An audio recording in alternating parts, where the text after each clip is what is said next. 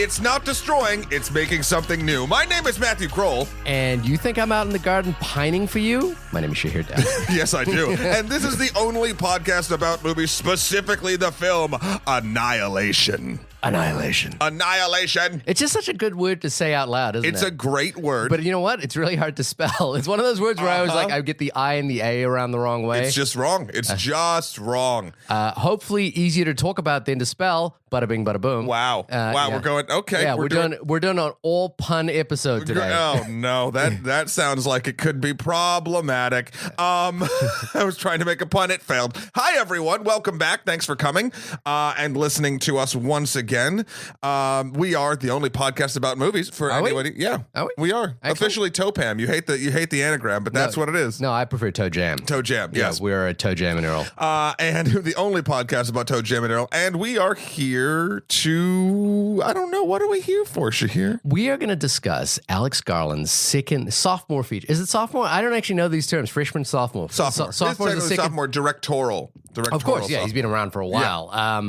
Yeah. Writer of 28 Days Later, The Beach, Sunshine. Dredd, yes. And Dredd was the first. You brought me over to your house to watch Dredd in 3D on a projector. Oh, yeah. And it was like the start of my love affair with like having a projector at home. Yeah. But I also thought that's actually a really good example of a movie that has Matt and Shahir crossover special. Yeah. Which is that I feel it's like an excellent, entertaining film that's smart, well played, and really, really works. And it works. What I love about that movie is it works as a standalone movie. The only unfortunate thing about that movie is it's exactly the same story as The Raid.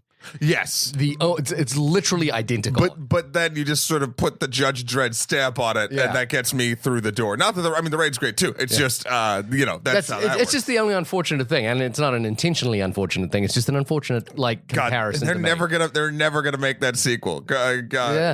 And also getting Carl Urban wants to do it. Yeah, Carl Urban, New Zealander from my hometown, into the lead role as Judge Dredd. He wants to do it. Yeah, he said I remember them talking about possibly doing it as an Amazon show for a while. Oh, yes. Hey, if they can make Jean-Claude Van Johnson, they could make Dredd the Amazon TV show.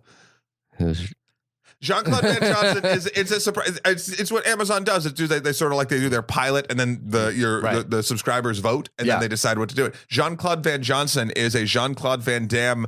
Is it comedy, the spy? Where he's not really an actor. He's an actor, but it's all a front for his spy work, and he goes back into it when he's making, I believe it's Tom Sawyer as an action movie by this with Jean-Claude Van Damme. Yeah. That makes sense. It's fun. It's a fun show. I don't know how great I haven't finished it, but that'd be great. I think they should do that. Before we jump into Annihilation, I'd love to go back over some emails that we've been receiving for the last few weeks. Yes. If you are a listener, is this your first time listening, you can email us at onlymoviepodcast@gmail.com or hit us up on Twitter at onlymoviepod. Please also write us a review on our iTunes page. It's the way to help spread the word and get us out there more, which is something you would want to do. Maybe. You would want to expose us. Listen, I can totally understand being, I have been in relationships before where I just want to keep the other person or entity to myself. Yeah, you want to hide us away. But we have to grow. And I feel like we can no longer be the only podcast in your closet. Yeah, we need to be other people's only podcast about movies. In their closets. It's not you, it's us. Yeah. But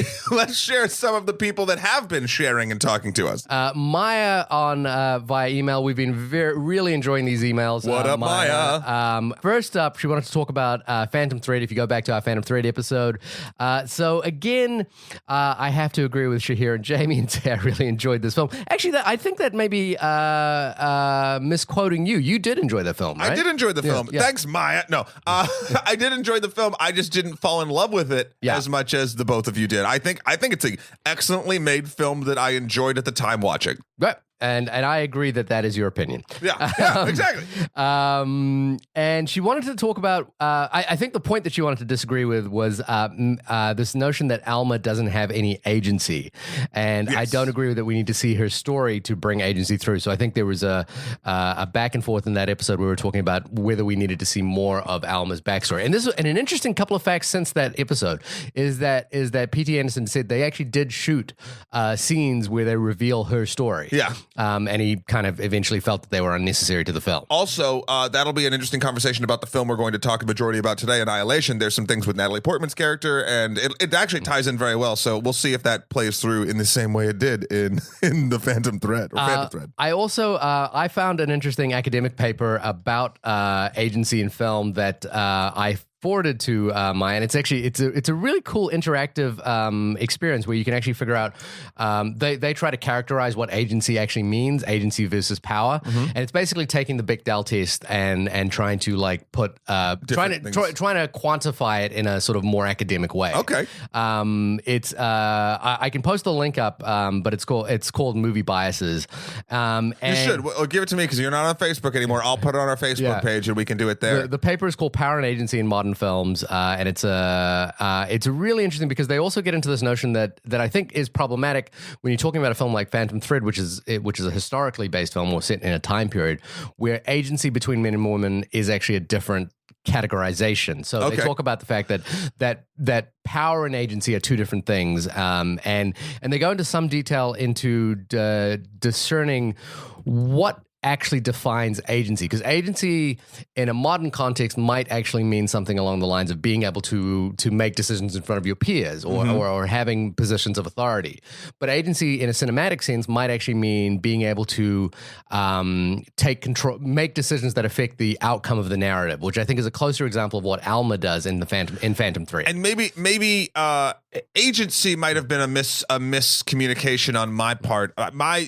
My issue was, and I thought it might be brought up through backstory or brought sort of forward, is I didn't feel her only motivation was based around this man, and outside of that, I didn't know why she existed. Now, granted, now even saying that, I'm thinking to myself, I'm like, well, a lot of people, myself included, have felt that way from time to time. Just like, why am I doing the daily routine that I do all the time? That's not too interesting. Right. So maybe there's some playback with that. It's just I do distinctly remember feeling when I was watching the film, and maybe upon a repeat viewing, I wouldn't care as much.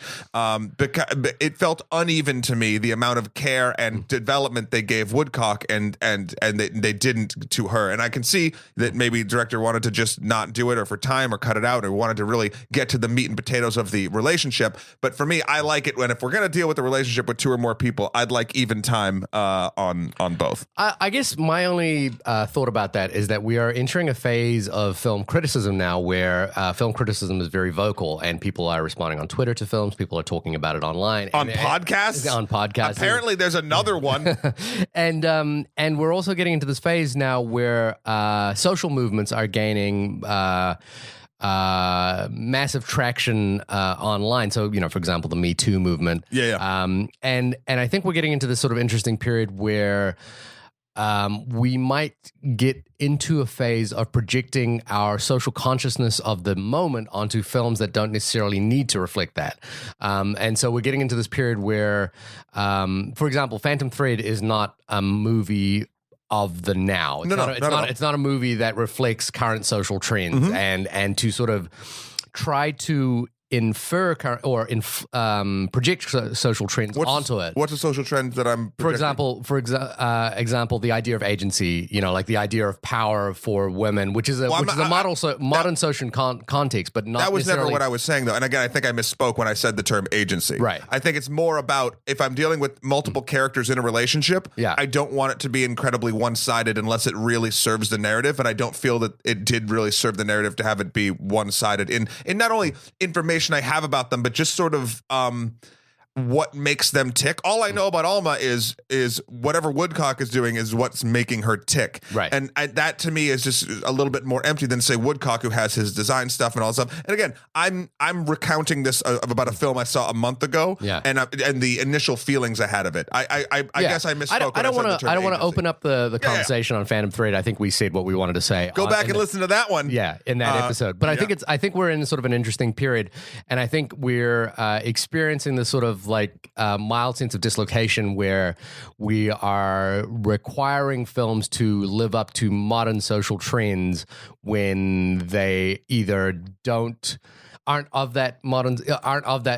talking about that. Like not every film has to be about the Me Too movement, even though that is pretty much going to be the context for which every film is made from now on. Right. I 100% agree with what you're saying. I just don't know if it outside of me making a verbal mistake, I don't know where we're going with it right now. Right. And then I want to come back to Maya as well, who wrote us in about the Cloverfield paradox. Oh, no.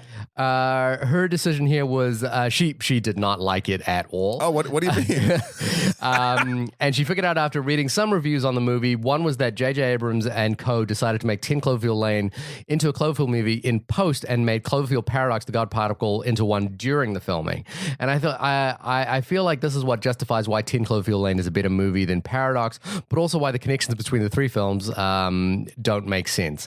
I think J.J. Abrams and a lot of directors are keen on keeping everything a secret or having mysterious endings or cliffhangers that'll push us to think it's innovative or make them an interesting storyteller when it shows that it's just poor and lazy writing and directing.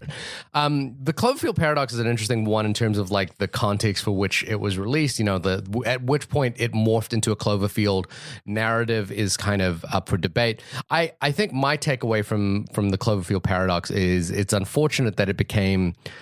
It's unfortunate the film isn't good. But I like the idea, the sort of overarching theory in the Cloverfield Paradox, this anthology idea, which is that, we can take an interesting sci-fi idea and we can sell it to the audience by slapping the name Cloverfield on it, because that film might not otherwise get made. In a way, it's sort of like a home for abandoned film, which is something that I think is going to come up in our conversation about Annihilation and its intended release. I think I agree with 50% of what Maya is saying here, which is basically, whether or not each film was turned Cloverfield, injected with Cloverfield, at whatever point in its development, I don't think that particularly matters as long as the source material is good and the controller behind it is skilled. And I think what happened with 10 Cloverfield Lane, the reason why it's a good film is because it was a good film before they put the Cloverfield thing on it. And I think the reason why Cloverfield Paradox is bad is because it was a bad film before they even inserted the Cloverfield Paradox into it. There was nothing cohesive at all about Cloverfield Paradox, and I don't buy into the fact that it was not cohesive or didn't make sense, because nothing would make sense in this particular situation. Like, it didn't. Again, Annihilation, a theme that Annihilation does it much better in a sort of in a sort of mystery box-esque type storytelling than Cloverfield Paradox could ever hope to do. And then finally, a comment about me on Black Panther, which I thought was a really interesting, valuable comment to have as well. Again, Maya, we really appreciate you sending these emails in. Shahir said a lot during this podcast that the overall thing that the overall things he said doesn't matter because the larger context of this movie is much bigger than him. And while yes, I agree to some point, I feel like Shahir, say what you want to say. Don't tell him to do that. There are so many films and TV shows and culture that out there that have such a large context that maybe in some perspective and criticism doesn't need to be weighed exactly the same. But I hate that you say, well, whatever I feel, the movie is much bigger than me. Your opinion matters. I appreciate the vote of confidence, and I actually agree with you, Maya, that I think I felt like what my qualms about the film weren't as important as the film existing inside. But I will say I've been thinking a lot about this in respect to two films. One was a review of Wonder Woman, where I think I felt very not opposed to that film, but I felt like I wanted to set the sort of criticism correct, that I didn't think it was a particularly great movie. But I think, at least I hope that I still kind of managed to inject the cultural importance of that film existing. And then finally, Three Billboards Outside of Ebbing, Missouri, because I wanted to talk about the fact that while I think Three Billboards is a very problematic film, it either stumbles or intentionally lands on an ending, which I think makes whatever I have qualms about more interesting than my qualms. And the thing with the reason I wanted to bring that up is that I think the thing with Black Panther is, again, for me, Killmonger's narrative in Black Panther is actually a reflection of the cultural context for which this film exists, and makes the things that I think are problematic in that film actually they override it. And I think that that is a reason why I'm kind of a little bit more positive to Black Panther than I perhaps ordinarily would be. I think that ending, or I think what they do with Killmonger is really fascinating and worthwhile. And so again, if I appreciate those emails, please keep sending those in at onlymoviepodcast@gmail.com, or you can hit us up on Twitter at onlymoviepod, which is what Laura did. Hi, Laura. Hi, Laura. And I just thought this was funny because we've had a couple of people live tweeting episodes as they're listening to them. Which is wonderful. If you'd like to do that, let us know that you're doing it and add us. Well, obviously, you'd be tweeting at us. I would hope so. And she said, if I ever live tweet an episode, please be concerned because I only listen to episodes when I'm driving. Oh, no, wait, don't. Don't do it. I replied to her, you could use Siri to say, tweet Matt and Shahir, you're both idiots. And she replied, I could just set that up as a weekly tweet. Great. Which I thought was great. Shahir telling our listeners to call us names. Thank you, everyone, so much for your input. And moving on to Alex Garland's Annihilation. Annihilation. I dig Alex Garland's. Why wouldn't you? I just, so far, so good. Yeah. I can't think of a project that he was tied to that I've seen that I've been like, no. I mean, mostly he's known as a screenwriter, and he, so obviously Sunshine, Never Let Me Go, Dread, Ex Machina. Yeah. Ex Machina is the turning point where he became the director. Yes. And a lot of work with Danny Boyle, obviously. Yep. I actually first came to Alex Garland because I read his book, The Beach. For some reason, The Beach was a really popular book in New Zealand before the movie came out. Is it because you have a lot of coastline? No, but I think maybe it's because Thailand is very close to New Zealand, and a lot of New Zealanders go traveling through Thailand. Gotcha. So it's kind of this idea of this mystery thing. The movie's not super great, no, but it's an interesting movie nonetheless, and it pointed to an interesting voice. And then obviously 28 days later, I want to jump over all of his screenwriting work, which I think is excellent.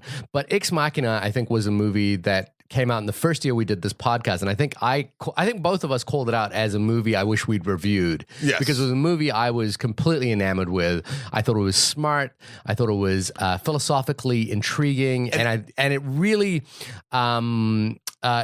delivered on the premise of what it was. It never backed down from the potential of what its premise was. I am always a super fan of when you take a common trope in sci-fi, and in this term it is sexy robot lady. Right.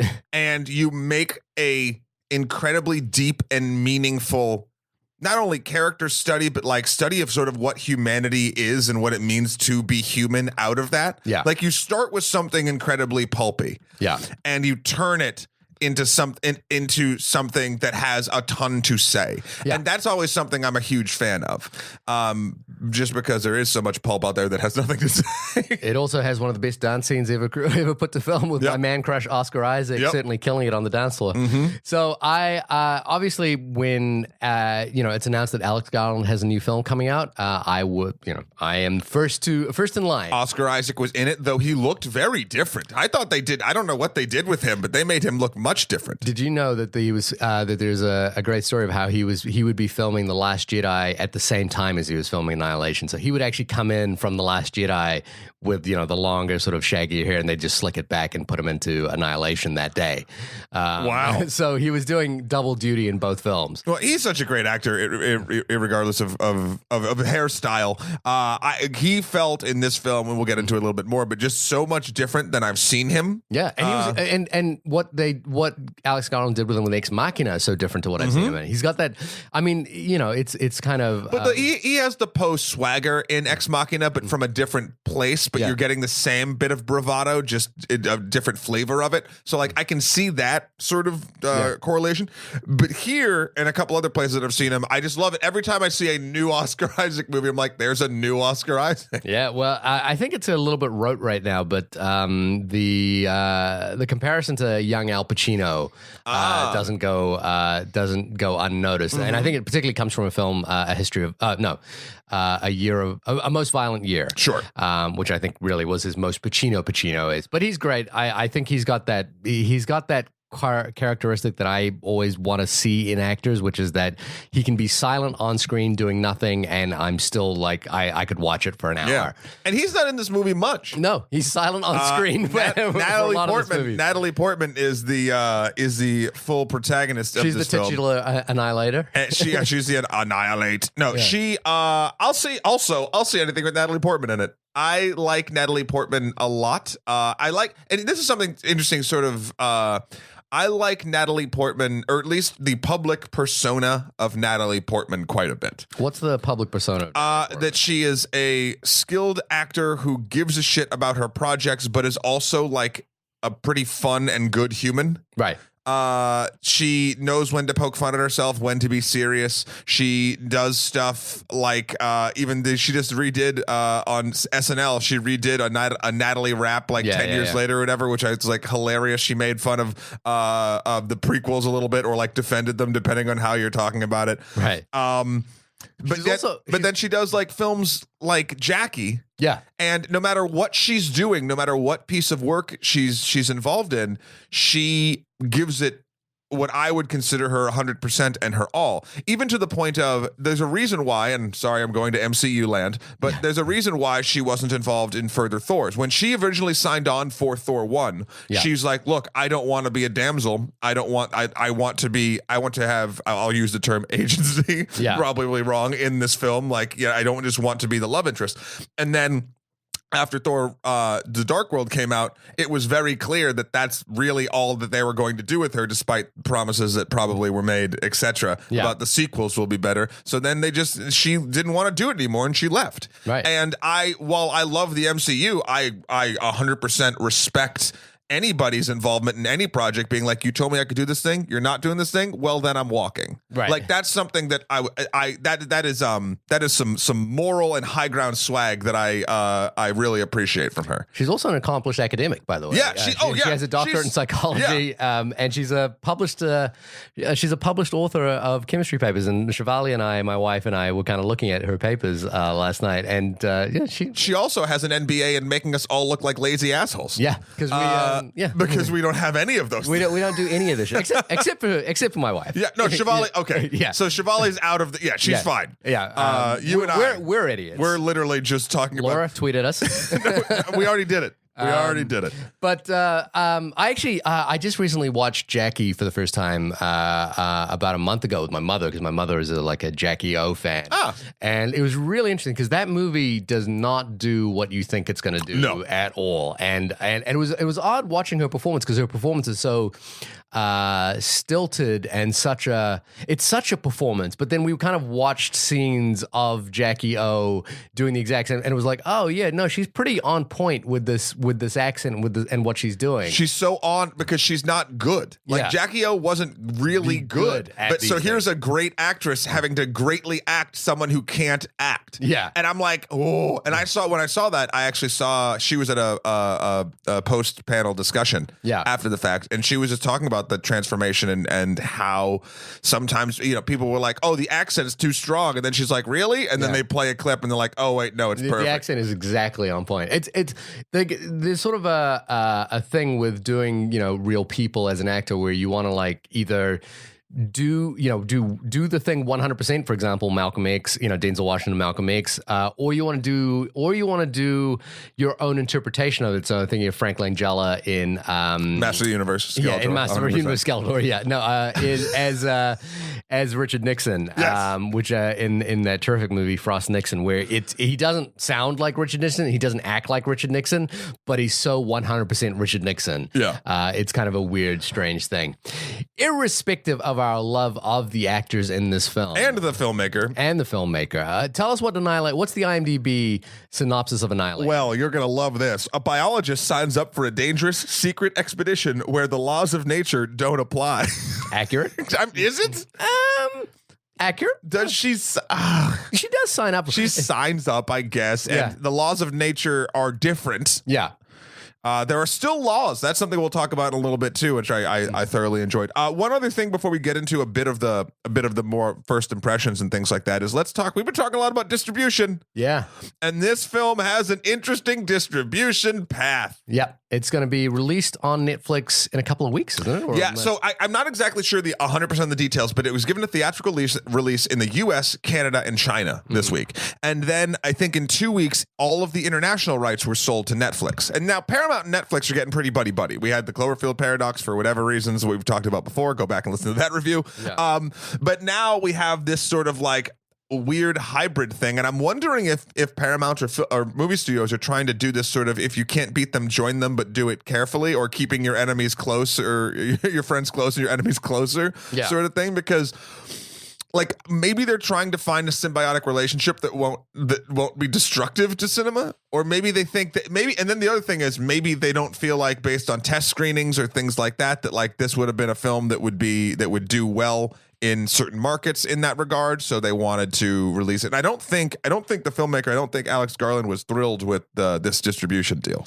I mean, again, you and I are in slightly different camps about this, where our home theater experiences are pretty closely aligned to what you could get in a movie theater. Sure.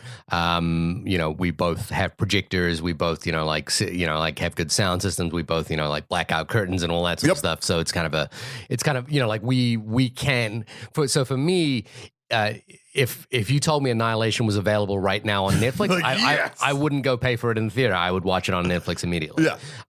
And so we're in a slightly different camp about that, and I can completely understand what Alex Garland is saying, because this experience is such a both such a visual and auditory experience. Yes. That watching it on even a big LED screen might not give you the sort of overwhelming experience that you get with watching this film on the big screen. On the other hand, there's an interesting article that USA Today.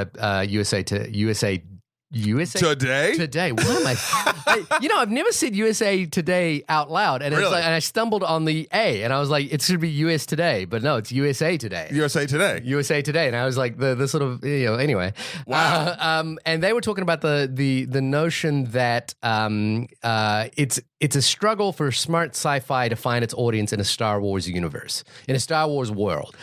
Sure. And a couple of things that they point to is, for example, Rian Johnson's film Looper is a film that made 90.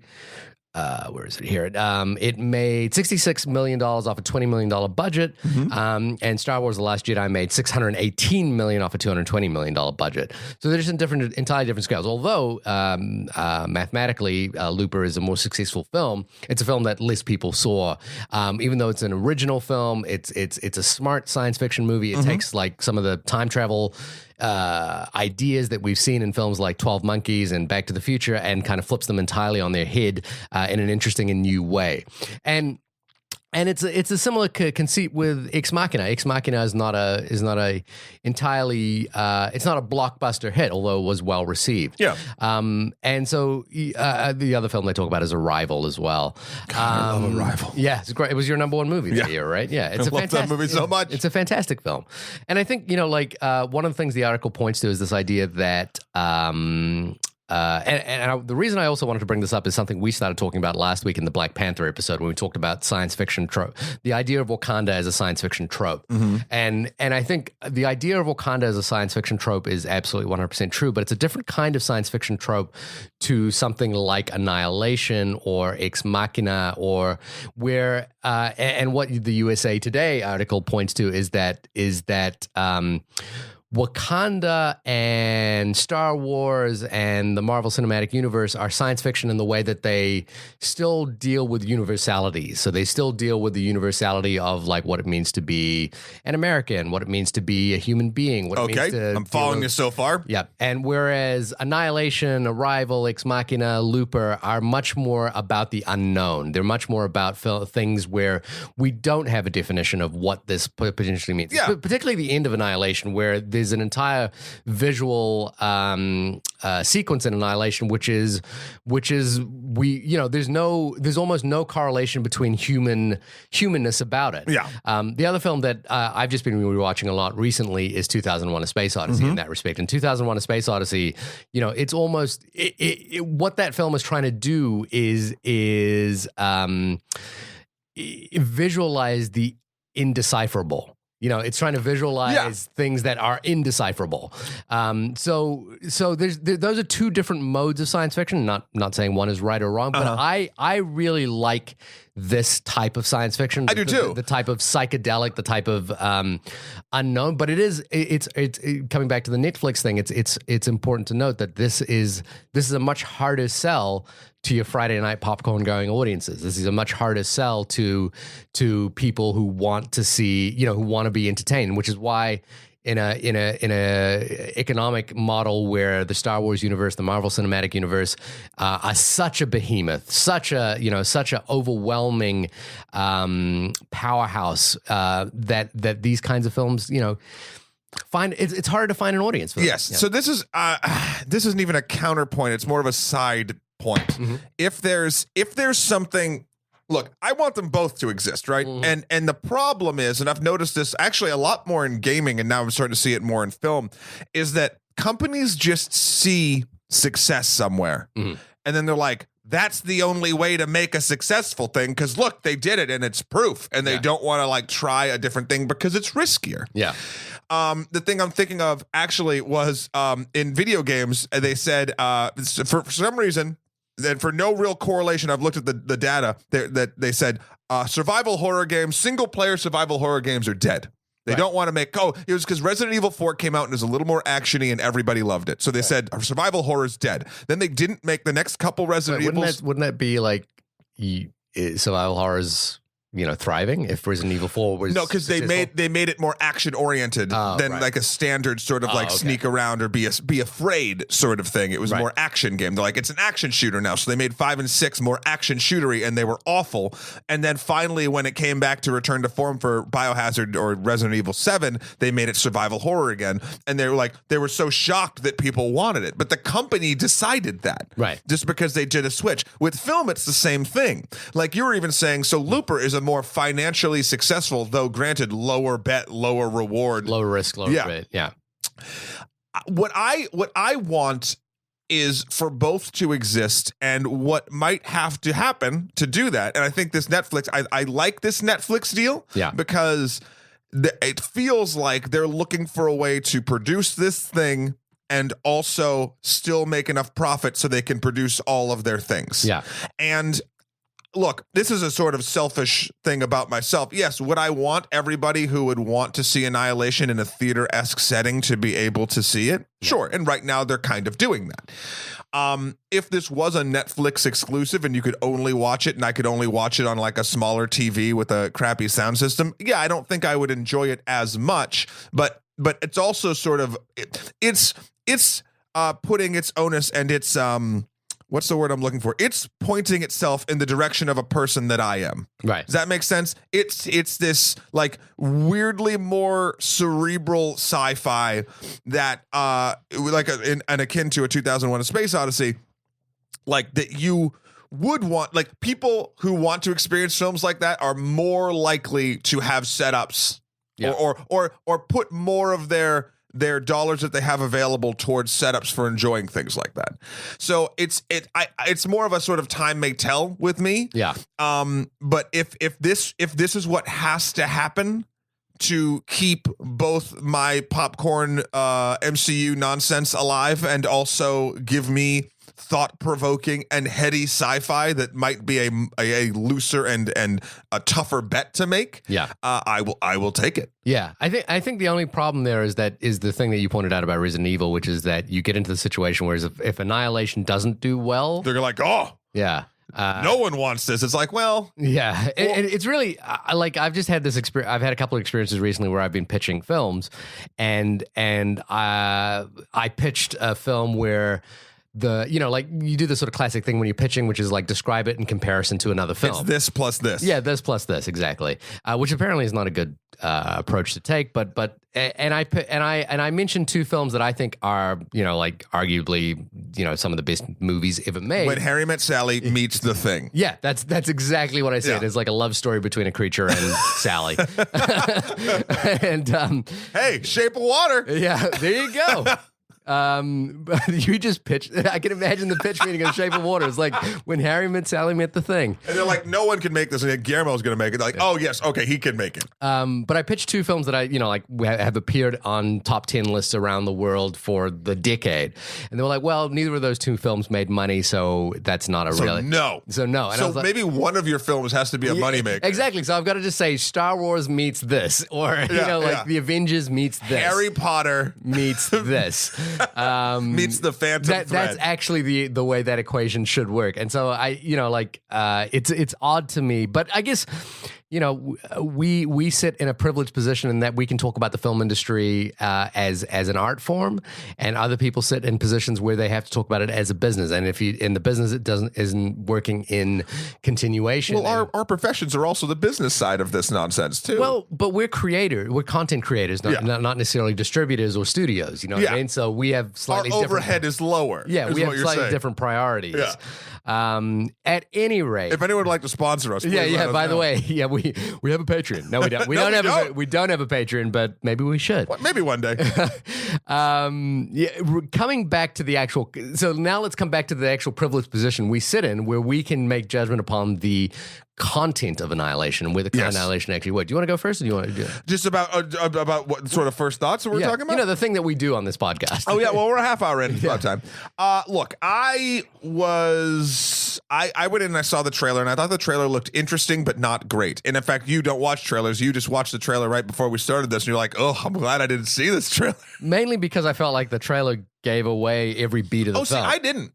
Really? I actually didn't feel like it gave. I thought it was jumpy around enough where the if you want to look at the chronological happenings of the film, it didn't give enough away to me. I still didn't quite know what was. I just watched the trailer and felt like I rewatched the movie. But then having rewatched it since the film, I feel like at least my brain when I'm watching it, I was able to, because I knew everything it was hinting at. The parts felt bigger than they actually were. I don't know. It doesn't matter. But one thing that I really liked about this film was the overall. This is a pro and con sort of thing. The overall story. Mm-hmm. Told, and the way the story is told, I absolutely fell in love with, and that's based a little bit around the book it's loosely based on. Actually, we had a lovely dinner party last night, hosted by Mr. Shahir Dowd and his lovely wife, who mostly hosted by her. Yeah. She did most of the work. And friends of the show, Patrick and Francesca from Last Name Basis podcast, check them out. Were over as well, along with myself and Jamie, and we were talking about. We didn't know, Patrick knew this, that these were based on books, and I believe the trilogy is called the Southern Reach. The Southern Reach trilogy, and it's Annihilation, Authority, and Acceptance. I think are the three. So I'm definitely interested in checking those out, because I liked the story, and we'll get into the ending in a little bit. It sort of left me a little bit like, like not cliffhangery, obviously, but like very. There's more. It felt like there was more story to tell, and apparently there are. Yeah. So, but the way the books were written, as Patrick has described them, is it's almost written in sort of half. What do you call it? Like a half-life of information or something along the lines, where it makes your brain do a lot more of the work in creating what you're reading than a normal novel would. Yeah. And I think the way this story was told did that in the right ways and stayed away from the tropes that would do it in the wrong ways. Right. And there's a lot of, we'll get into that later. But the thing I will say, and this is sort of a detriment to it, while I really appreciated the story, I felt like the dialogue, whenever it was a human moment, like between two normal people having a conversation, like in a boat, or like whatever they were when monsters weren't coming at them or they weren't experiencing some crazy phenomenon, was awful. Right. I thought the human interaction, it was almost like the filmmakers were so interested in the cool parts that they were going to do that they just sort of wanted to plow through these sort of human moments quickly Give me an example. So there's a moment in the film when, and I guess when we're half hour in, we're 40, almost 40 minutes in, we're going to get into spoilers now, and I'll try to keep them minimal to begin with. In the course of the film, it keeps jumping back and forth timeline-wise between Natalie Portman telling the story to a bunch of people in hazmat suits, which ironically, no one who went into the Shimmer, this whole thing they go into is wearing a hazmat suit, but when they come out, you got to wear them and keep them quarantined. Yeah. Smart people doing stupid things. So it's her recounting her tale of being in the Shimmer. Basically, the story is exactly what IMDb said. She goes in to try to find a cure for basically her husband, who is the only survivor of the last team that went in. And you have flashbacks from her telling the story to the scientists. You have flashbacks even before that before the husband, played by Oscar Isaac, left. And then you have a flashback while he was gone and or missing, with her having an affair with a teacher you see in one scene in the beginning of the film. She's a biology teacher. In the film. Actor is David Ghiazzi from Interstellar would be the last place you saw him. So that scene in particular, and you could argue the validity or the usefulness of the affair aspect of this or not. I don't care one way or the other. But that scene fell into the trope of what I think is quicker, poor writing, or maybe not even poor writing, just writing that didn't go through enough revisions, where they called each other by their names in the dialogue, I think 8 or 9 times. Right. And it's when you just keep doing that, that's not how people talk. Yeah. And it throws me out instantly. I'm like, this is someone reading a page. Right. So there's moments like that throughout the film that do throw me out. But luckily, the stuff around all those things is really heady and really fun. And also, let's talk a little bit about the all-female strike team that goes in there, right? We've been again, this is a film that this is what I like. We were just talking about like how all films shouldn't just be about the time that they're made and like trying to go into whatever social movements are happening, etc. And this movie, I don't think did that. I think what was lovely about this film is going into it, even after watching the trailer, I didn't know the strike team was going to be made of all women. Yeah. B, I didn't care either. Yeah. Like it was a non-issue. These were 4 smart women, most of which was some military training, and all specialized in their fields that were going in to do this job. Yeah. And they never made a thing about it. Yeah. It was literally like, this is the most natural thing in the world. And I think that is the wonderful balance point for a film that's not about those issues, but yet still being respectful of not current issues, just the way it should be. Yeah. There was one line that one line that called that out, where they said every previous team had been all male, and so we're trying something different now. And I thought that was actually going to play into a plot point. Yeah. But I'm glad that it didn't. Yeah, it didn't because really matter. it does not matter, and that was really refreshing to me. Yeah. Regardless. And then the other things I'll say was it does fall into a bit of the smart people doing stupid shit trope. No hazmat suits except for, again, when they're done.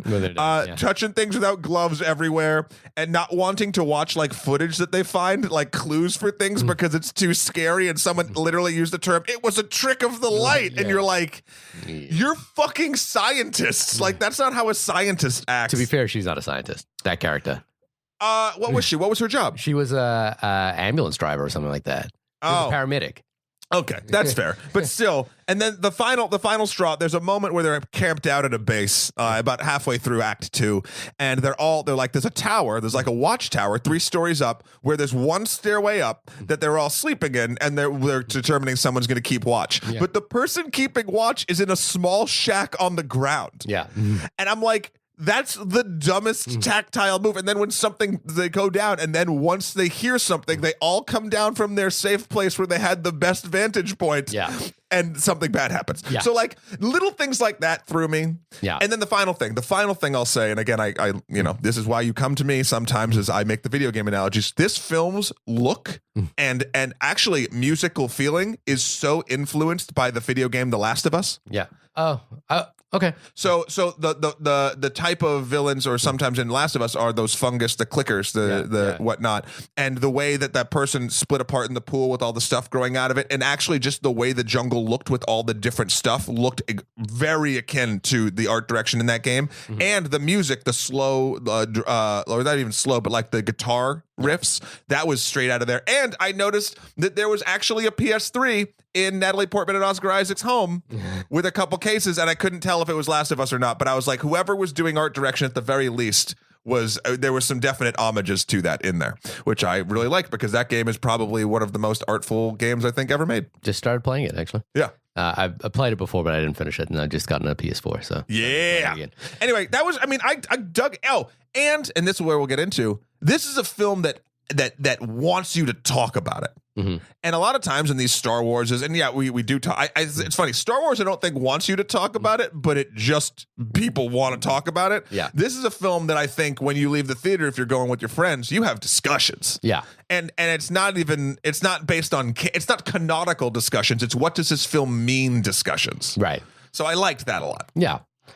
Okay. Yes, from the outset, the premise of the beginning of this conversation, the thing, the distinction between the types of science fiction that we had at the beginning. Obviously, this is the type of science fiction I really enjoy.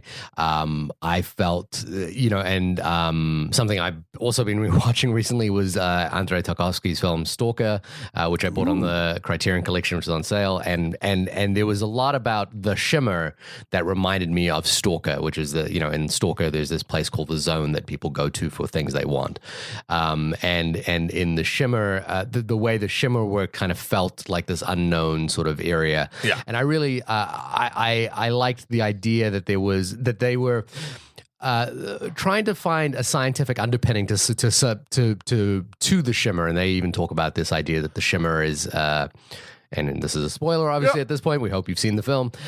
Is a zone of refraction. So it's a prism. It's a prism that refracts everything that's inside of it. DNA mixes and things go weird in there.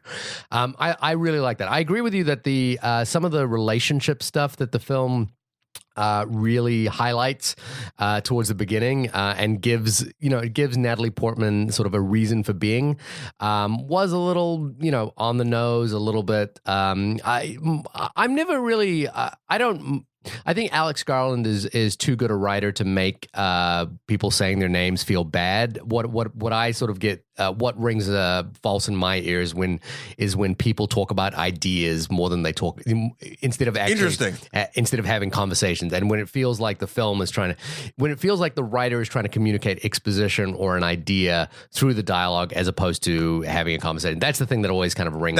That was kind of the moment too that I was talking about on the boat when we were getting exposition of all the team members from Natalie Portman and her friend in the boat. Yeah, I also found Jennifer Jason Leigh's character, Dr. Ventress, the psychologist, her prickliness felt very much like a movie trope than a real, I was like, oh, wouldn't you just tell her what's going on at this point instead of like being quiet and effusive and sort of being sort of slightly menacing. There was a couple mysteries in this film that didn't need to be mysteries. Yeah, it's that thing where, I always talk about it in Lost. There's certain episodes of Lost where you go, well, if this person just said this thing, the whole episode wouldn't happen. Fine. Yeah, and I was reading a thing recently, and I can't remember the writer's name, but he said, that happens a lot, where someone, there's a withholding of information that just, that's what needs to happen to keep the story forward. And he says, when you see that happen, you actually have to write a better solution, because he says, because that's the game. That's what you're doing. You have to write solutions that are airtight. Mm-hmm. And this is one of those ones where I kind of was like, I'm not too sure about it. Yeah. So I dig the kind of scientific underpinning of this film. It kind of matches this sort of like nice boundary between hard science and pseudoscience. Yes. It's using this concept of mitosis a lot, with cells splitting. Alongside this concept of the immortal cell. And there was this great scene where it's a little on the nose, but it's a story I'm really in love with. Natalie Portman's character is sitting there reading The Immortal Life of Henrietta Lacks. And she was, if you haven't read that book's kind of amazing. And it ties directly into this film because Henrietta Lacks was the patient zero for the HeLa cell, which is an immortal cell that is used for medical testing. And it's a unique cell in that up until this point, up until Gila, we couldn't respawn biological cells infinitely, and the Gila cell is one that can be respawned infinitely, and is used in cancer research and leukemia and almost every kind of medical research known to man. Well, there's also, side note, this movie has a lot to do in trope wise or in topic wise to cancer. Yeah, and there's a line that Natalie Portman says, which is very true of cancer, which is cancer is ultimately a cell mutation, but it's an immortal cell. It just continues to mutate, and it'll eventually kill the host, which I think ties into what the concept of annihilation in this film is. Yeah. So I like that kind of heady reflection. I like that kind of idea.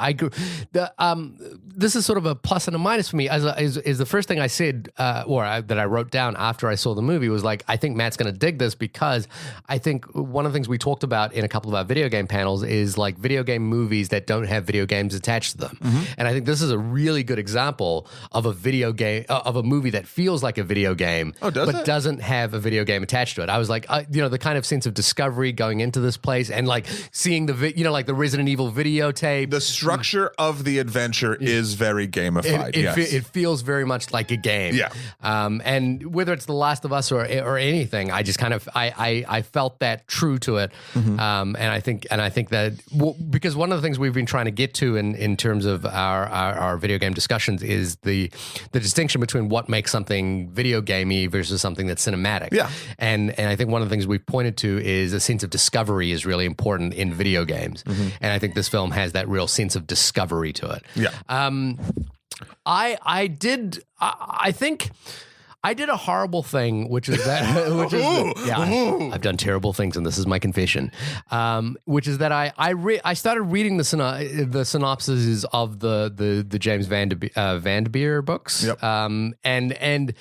And I started reading about how the book and the film are very different. And I think what that started to do was it started to take me out of reading the film on its own terms, because I started doing a comparison, even though I haven't read the books. What could it be? What could it be? And and again, this is the biggest spoiler for Annihilation, dun, dun. which is that in the book Annihilation, the Southern Reach continues. Like it doesn't get destroyed, which is what leads into the remaining films, the remaining books. So the notion that it gets destroyed in this film is sort of unusual, because it kind of closes the seal on it. Sure. Although you could argue that the final shot of the film, seeing the Keeps Shimmer, it open. The Shimmer, and maybe there's another way they're going to do this.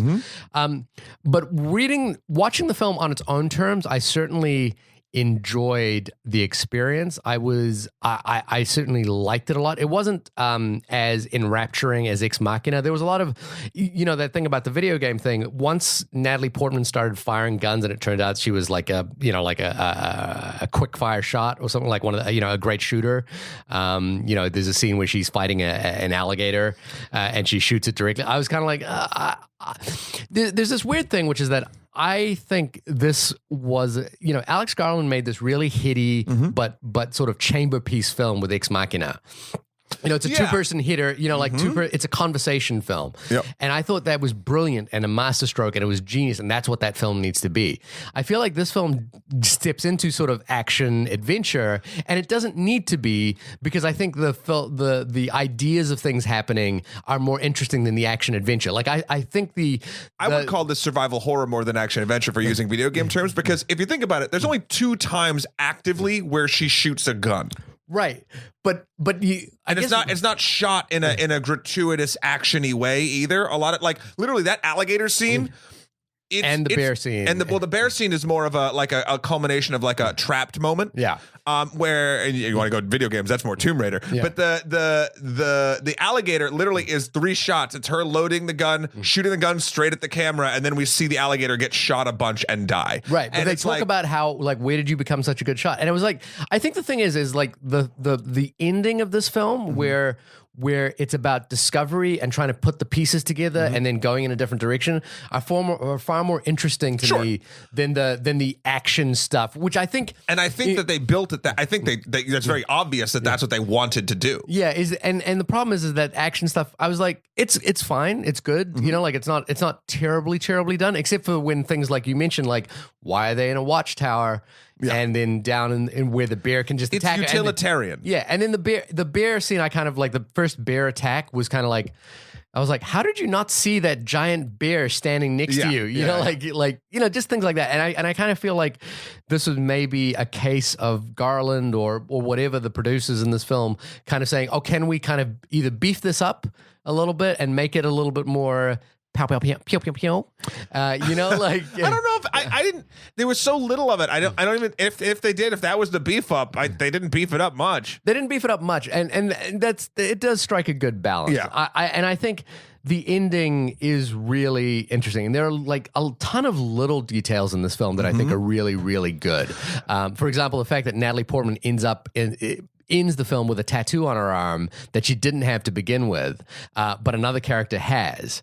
And so you get this, and the tattoo is of the snake eating its own tail kind of thing, which is this. What up, Altered Carbon? Yeah. Oh, I haven't seen Altered Carbon. That's a big, it's a dragon, but it's the same thing. Right. And it's this idea that, you know, like there are tons of little. I think the notion that DNA splicing can create these sort of like interesting mixes, you know, like the bear that screams like the last victim it just killed. Oh my God, it was so effective and it was so fucking cool. And even the conversation that they had, like, can you imagine like that moment of fear is the merging moment? Like that's like, so not only is it just this bear now has a screaming voice, it's possible that the entire emotion is sort of mixed in with when it's like, oh, it's so cool. It is really cool. It, you know, like, and I think the ending gets to this point that is really interesting as well in terms of like, you know, when Natalie Portman says something along the lines of, you know, what did it want? And it was like, I don't know if it wanted anything. Yeah. You know, I don't even know if it knew I was there. It is just, you know, it is like cells in our body that mutate, that don't want anything. They're just there. They exist to exist. What I loved is this movie, even though it's heady and there's a lot of stuff to talk about, it is not, it focused enough on the how to make you buy into the world that they're doing. And the how all the weird things is happening is the prism effect. It's not only on light, but it's on radio waves and DNA. And when you're in the Shimmer, for whatever reason, I love that it started at a lighthouse, like a meteor hitting a lighthouse, and it expanded from that. So the how is set up, and look, the world is good enough where you buy in. You're like, this is how all this is happening. Yeah. And then the why is left to the audience to decipher for themselves depending on what they believe they're seeing, especially in the last act. Right. And that is something that I think a lot of films try to do and either don't, for me, lock me into the world enough by following its own rules or coming up with a simple explanation of the how that then makes the why a worthwhile question. I always need the how answered first, and then I can let my mind wander as to why, because if I'm wondering how, that's taking away from the actual philosophical shit that we're trying to get into. Yeah.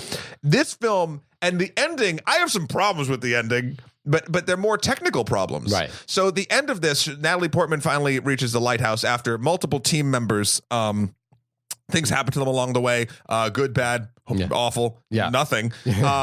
And she gets there and she gets to the inside and finds one of the doctors, and there's fun little clues. So basically, I'll get into the spoiler and then I'll talk about the clues. The being or whatever is in there takes a drop of Natalie Portman's blood and basically becomes a clone of some kind of her and is following. And it's actually more of like a humanoid, like amorphous shape to begin with. Yeah. And then eventually becomes a clone. Also, you find out that the Oscar Isaac that came back is definitely not exactly the Oscar Isaac, but a clone. And then you start thinking about other things in the film that happen. For instance, there's a scene where Natalie Portman sees a deer with like flowers growing out of its thing, and there's two of them, and they're running a little bit in tandem, but slightly off. And then I was like, that's a fucking alien. The alien's just with the deer, because the way the alien was moving, or I'm calling it an alien, the entity was moving, was mirroring exactly what Natalie Portman was doing. She finds the doctor in the chamber first, and when it sort of turns, it like shoots light out of it and sort of immerses into the first thing that turns into it. That wasn't the doctor. That was the clone of the doctor. Right. Because before it had the same sort of face, weird, amorphous Shimmer that eventually the Natalie Portman clone has. Visual cues everywhere. What I didn't like about it was from a technical filmmaking aspect of it, where this amorphous sort of humanoid shape felt like it had no weight. like from a VFX standpoint. Okay. It took. But wouldn't that make sense given that it was metamorphosizing at that point? No, because it's still interacting with the ground. It's stepping on it. It's doing like, for instance, I would have rather before an actual clone happens, it stay that really cool sort of melding shape and that took the blood. Like when it became sort of the. It's not the T-1000, but it's like a T-1000. Yeah, like a grayish, blackish. You would have liked Doug Jones to play the Natalie Portman double. This is so kind of because Shape of Water kind of like got us into the idea that VFX doesn't have to be entirely character. You could do VFX help, and then when it has to do crazy shit like morph, and then you could have someone in a terrifying suit. You could get Natalie Portman's body double from Black Swan to play, to play the body. Exactly. So that threw me a bit. Again, that's filmmaking. That's and not enough to take me out of it. Or make me not enjoy the questions it's making me ask. But I was just like, what? I actually, in the case of where, it was, we weren't sure what the entity was. Yes. I didn't mind that it was VFX. And I kind of felt like one of the things I was like kind of impressed with was that the motion of the VFX of the being was close but not exactly. That's what I loved. I really like even when the deer's jumping around, it does the same thing. Yeah, I think it's more moments. There's a point when Natalie Portman falls on the ground and the thing mimics falling on the ground with her. Yeah, and the weight of seeing a body, like a human actual performance body, hit the ground, they just can't quite mimic yet with a full CG character. I think. Well, I took a story meaning to that, which is that I felt like the creature was trying to figure out how to fall to the ground. But it would still interact with the ground in the same way. I don't know. Again, this is semantics, and I like your explanation of it because it's a better story explanation of it. It's just the way I took it, and I thought it was kind of an interesting approach.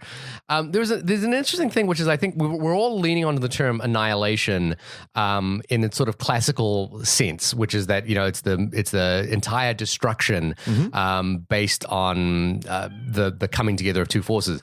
But I started looking, and again, I am not a physicist, but wait, what? Get out! But I was starting to read. I was like, okay, what's the definition of annihilation, and how does it apply to this film? Because there's a moment when the doctor says, we are heading towards annihilation, and in the book, the word annihilation means something entirely different. The spoiler is in the book they use hypnosis in order to control the scientists. So you know how they appear inside the Shimmer and they're like, I don't know how long we've been here. Yeah, that makes more sense. It's because they've been hypnotized, and the doctor can like basically take them in and out of hypnosis in order to control them. And annihilation is the trigger word in order for them to self-destruct, like to kill each other, to kill themselves, in order so they don't bring whatever's back. So annihilation means something entirely different in the book. Again, like I said, this is a terrible thing to do because I don't want to watch the film in comparison to the book. Right. Because I didn't read the book.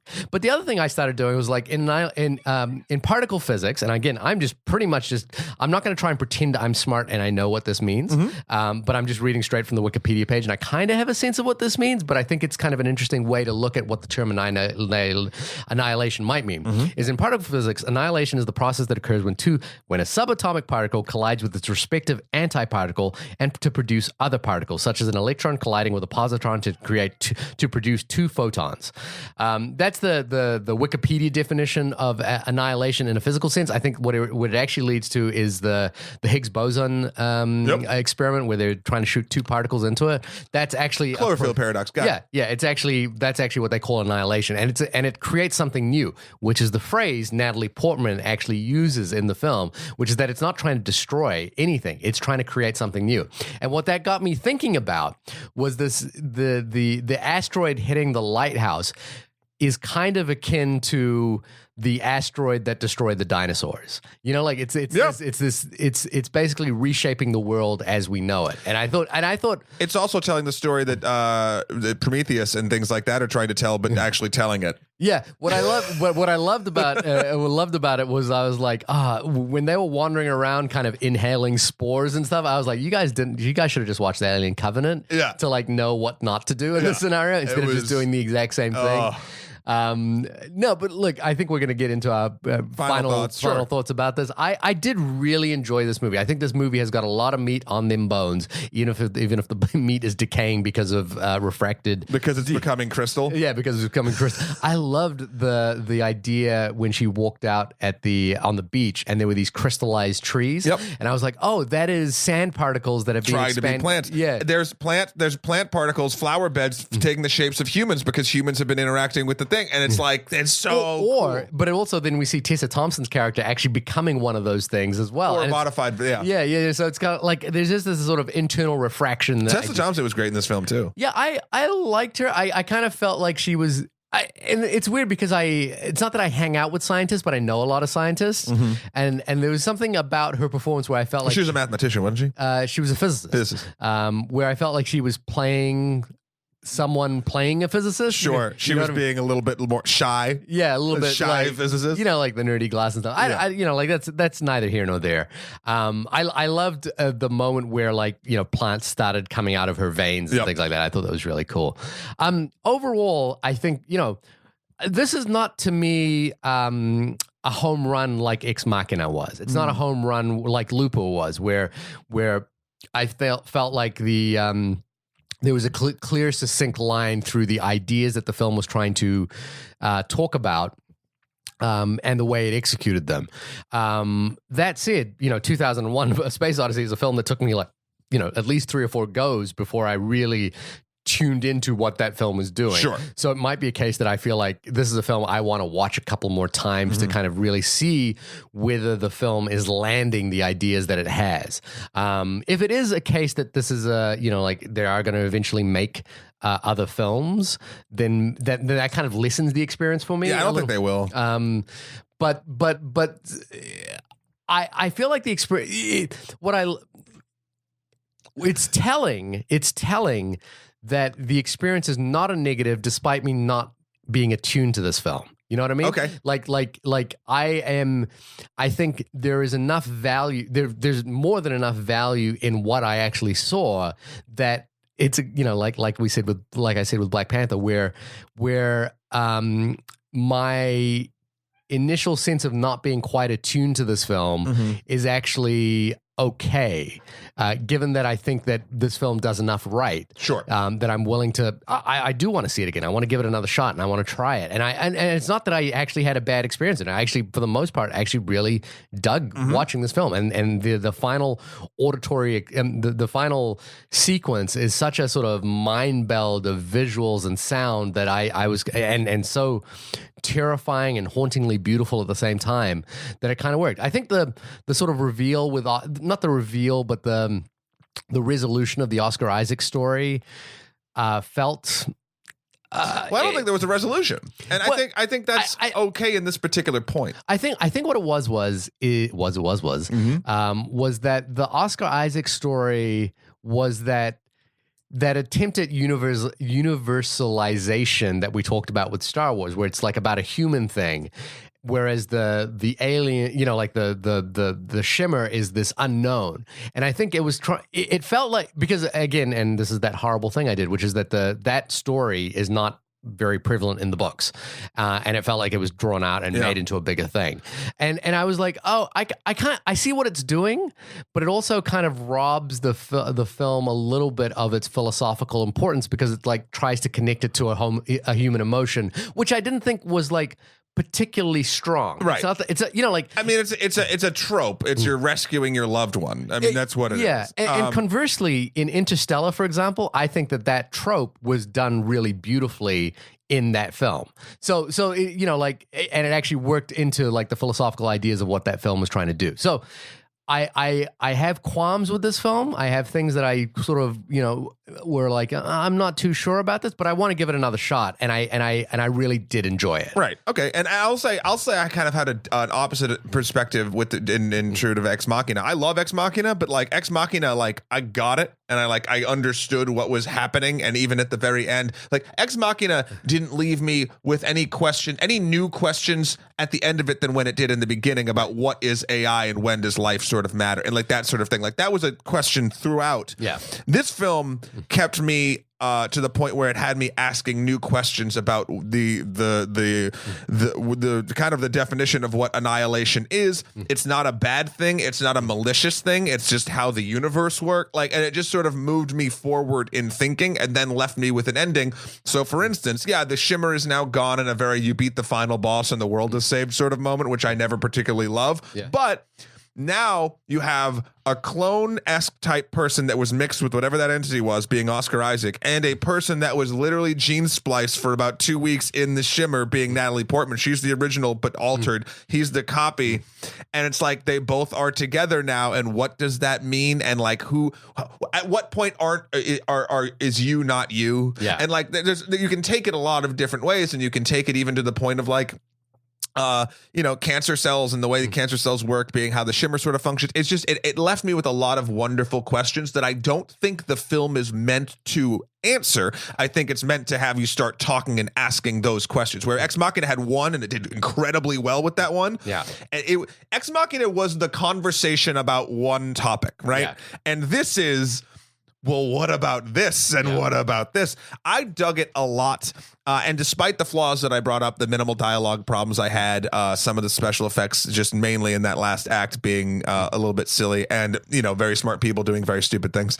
I really dug it. And I'm for one, am excited that it will be coming to a Netflix thing, because I think more people will actually see it than would have previously, especially if you had that reaction to the trailer. Yeah. Like I could see people having that, because I wasn't even sure if it was going to be good. And then when I started seeing reviews of it and people were liking it, I was like, yes. And it's kind of a win for Netflix, because they, like coming off the Cloverfield paradox. Well, anything's a win off that. Yeah. So it's kind of, I agree. I think actually, I know Alex Garland might be upset that it's not playing in theater, like doing big theater runs, but Netflix might be the thing that saves this movie into bringing it to people in a much easier way. So yeah, I liked it a lot, and I would suggest anyone who likes thought-provoking sci-fi, go check it out. Yeah. This has been the only podcast about the film Annihilation. Shahir, when you are not, you and your loved ones are not annihilating a beautifully crafted dinner party, when we're not annihilating the food you served to us from last night, where can folks find you? Well, we are constantly preparing food for people to come over. We won't give you the address, so just wander around Astoria and shout you'll find it, and you'll find it. Or go to our website. Go to my website and email me at shahirdaud.com. That's shahirdaud.com. Matt, when you have completely devoured another set of cells that came to you as food, where can people find the new amorphous silver T1000-esque version of yourself? Or am I looking at it right now? You might be. You can find whatever that is happening, plus my midichlorian count, at MatthewKroll.com. That's MatthewKroll.com for my life and works, or Skeletor, the number 4 Pierisi on Instagram, or Emperor MSK on Twitter. Also, you can check me out on the Extra Credit stream doing Friendship Watch still on Twitch at 9 p.m. or 8 p.m. on Thursday evenings. And we're doing all sorts of other lovely stuff. Also, please check us out at onlymoviepodcast.com. That's where you can find all of our stuff, links to our SoundCloud, links to our iTunes. Please leave us reviews on all of those things. And if you dig us, write us in again. I know we're harping on it, but we love hearing from you at onlymoviepodcast@gmail.com or at onlymoviepod on Twitter. And I think this is a film that warrants more discussion. Let's all talk about it. So please write us in.